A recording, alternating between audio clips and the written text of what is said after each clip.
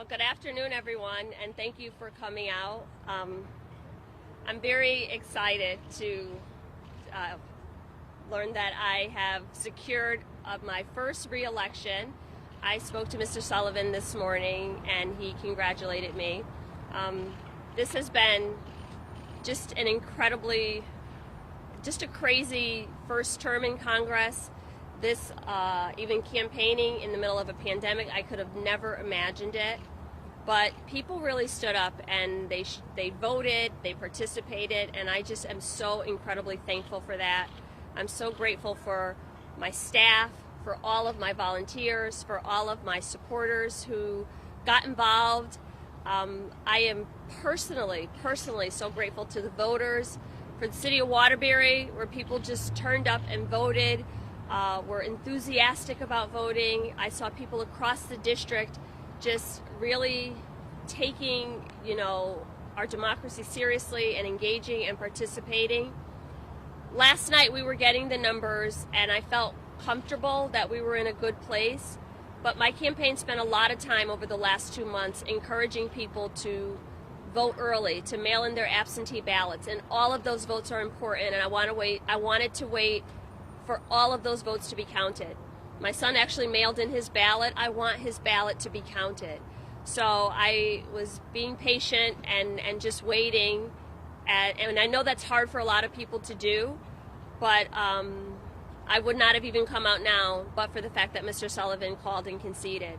So I just thank everybody. We have a lot of work to do. We have a lot to put our community back together. We have a lot to just repair the damage that's been caused by COVID.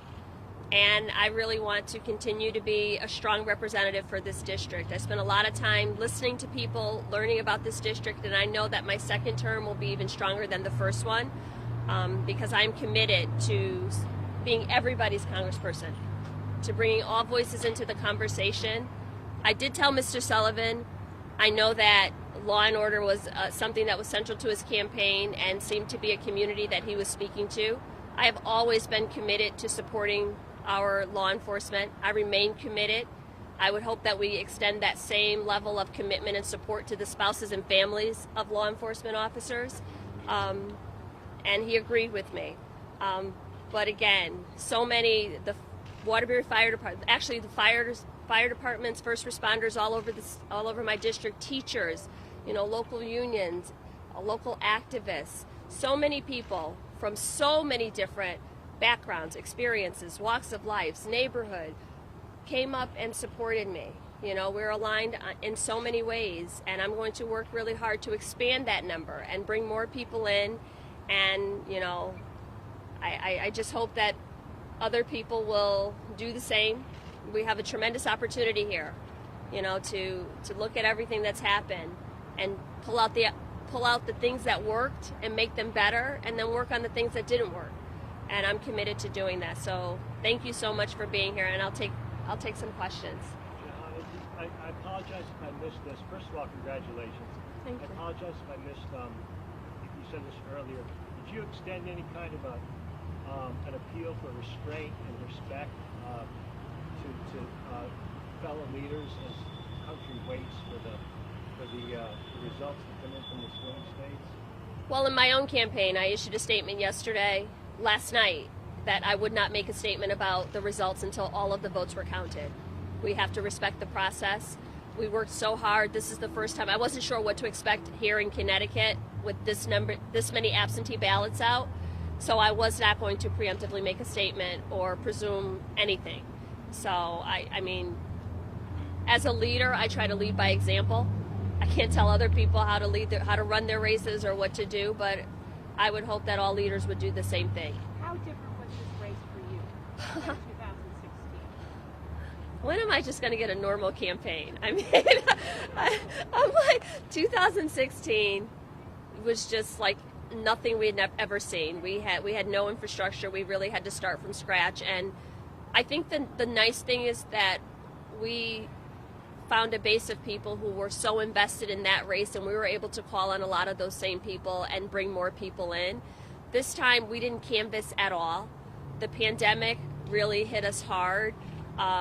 I had COVID in September, so I wasn't out at all. I really had to rely on my supporters in a way that I don't even think I was comfortable with.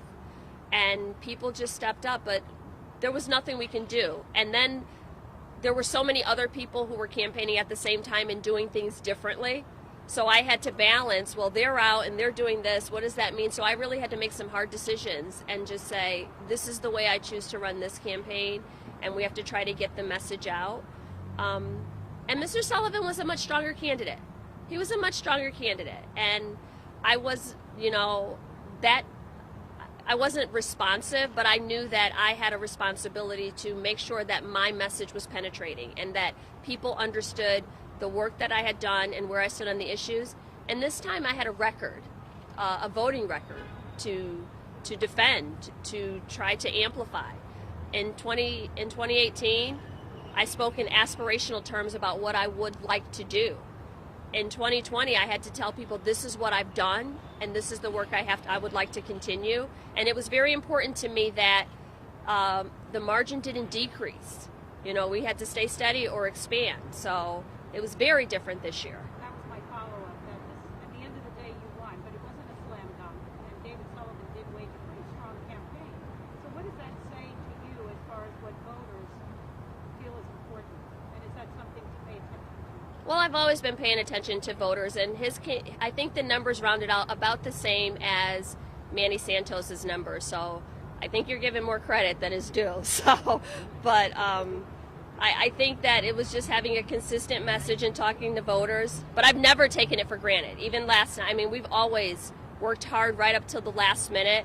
I campaigned just as hard this year as I did in 2018. I never took it for granted. So, but in everything, I am reflective, and I heard what people were saying, and in my mind, I'm thinking, okay, these are the areas where I have to make sure that people know where I stand, or this is where I have to solidify a foundation. But I've never taken this for granted. Related question to that. So, I think everyone would agree that President Trump did sort of better than everyone expected him to do, including in some towns in your district.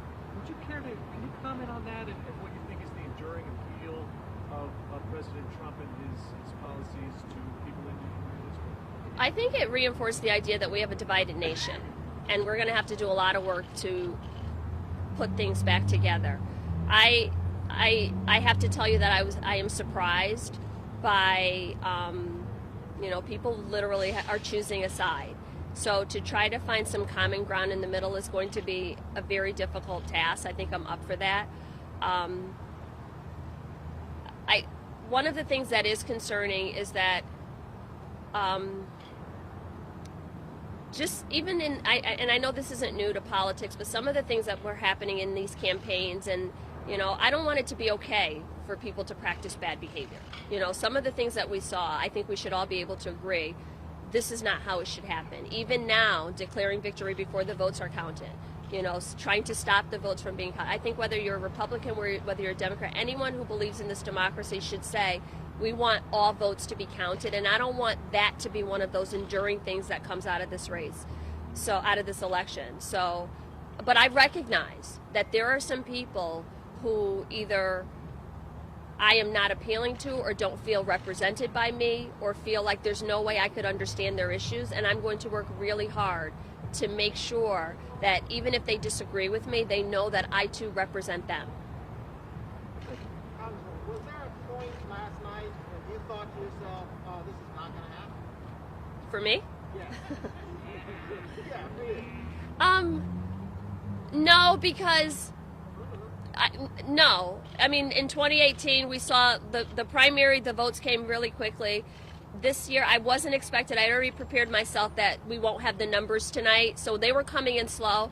But there was a point where I hadn't thought much about, I hadn't allowed myself to think about winning. It was like, we're going to put a strong case out there, but I don't want to jinx it. But there was a point last night where I realized I haven't even considered losing. Like, what does that look like? Or, do I need to start thinking about that? But it was a fleeting thought. It just really... At what point was that, the fleeting thought? I think it was just when we saw that locations hadn't reported. in 2018, we were getting numbers in real time right from the precincts, and then the smaller towns were reporting first, and many of those towns were coming in as heavy Republican votes. So without the balance, you know, we hadn't gotten the Farmington Valley, we haven't gotten some of the suburban areas. We had, you know, some of the smaller towns in Litchfield County, but it really, there was a time where it seemed really, really close, and it wasn't breaking away. But I mean, I know how it works, and my campaign manager kept saying, just so you know, this is not all the numbers. I was like, no, I'm good. But no, I was never, I mean, you guys have heard me, I am so deeply grounded in my faith. I believe in the process. If the people decided that I wasn't the one to represent them, then I would have been completely supportive. I mean, you do the best you can. And sometimes it's good enough and sometimes it's not. But I really thought we've done everything. All day yesterday I was like, is there anything else I can do? And at that point it was up to people to vote. So I could always say I was a congresswoman. So, yeah. So how does it feel winning your first re-election? Oh my God. Well, there are some people who are like, you have to start thinking about 2022 or tomorrow. I'm like, no, let's just suck in what just happened, you know. I got this seat, and then I defended this seat. I have an amazing, I don't know, my campaign manager and my finance director who have been with me since the first campaign, who literally, you know, we got all this advice, you have to do this, you have to do this, and they really trusted my vision of the way I wanted this campaign to be run, the way I wanted to engage people, and it worked. The fact that so many people were mobilized and energized and remained, so now I'm going to work on keeping those people engaged. You can't just vote for people and then go home and say my work here is done. You know, it only works if you continue to participate, if people continue to stay active, if people continue to hold leaders accountable. So if I wasn't doing the job that people sent me to do, then they shouldn't vote for me again. So this really is just playing out my 15 years in the classroom. You know, really connecting all the dots that if you engage, if you're activated, if you mobilize, if you participate, you can send the leaders that you want, and then you have an option, you have a choice to evaluate them and decide whether or not to send them back. So I could not be more proud of what we did, what we continue to do. I made a conscious choice to run a clean campaign, and I know that works, and I hope people will respond to that.